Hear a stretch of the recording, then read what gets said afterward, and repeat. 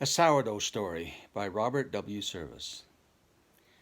A sourdough came to stake his claim in heaven one morning early. St. Peter cried, "Who waits outside those gates so bright and pearly?" "I'm recent dead," the sourdough said, "and crave to visit Hades, where haply pine some pals of mine, including certain ladies." Said Peter, "Then go, you old sourdough, from life so cruelly riven, and if ye fail to find their trail, we'll have a snoop around heaven." He waved, and lo, that old sourdough dropped down to hell's red spaces. But though it was hot, he couldn't spot those old familiar faces. The bedrock burned, and so he turned and climbed with footsteps fleeter the stairway straight to heaven's gate, and there, of course, was Peter.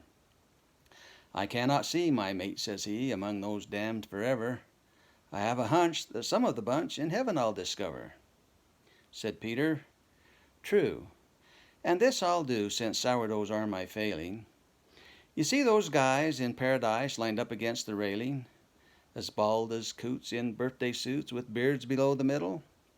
Well, I'll allow you in right now if you can solve a riddle. Among that gang of stiffs who hang and dodder around the portals is one whose name is known to fame. It's Adam, first of mortals. For quiet's sake he makes a break from Eve, who is his madam. Well, there's the gate. To crash it straight, just spy the guy that's Adam."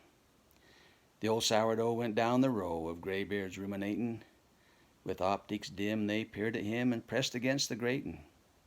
In every face he sought some trace of our ancestral father. But though he stared, he soon despaired the faintest clue to gather. Then suddenly he whooped with glee, "Ha ha, an inspiration!" And to and fro along the row he ran with animation. To Peter, bold, he cried, "Behold, all told there are 11. Suppose I fix on number 6. Say, boy, how's that for heaven?" "By gosh, you win," said Pete. "Step in. But tell me how you chose him. They're like as pins. All might be twins. There's nothing to disclose him." The sourdough said, "'Twas hard. My head was seething with commotion. I felt a dunce. Then all at once I had a gorgeous notion. I stooped and peered beneath each beard that hung like fleece of mutton. My search was crowned. That bird I found ain't got no belly button." This is Humberto Reepeesnap, and that was a sourdough story by Robert W. Service.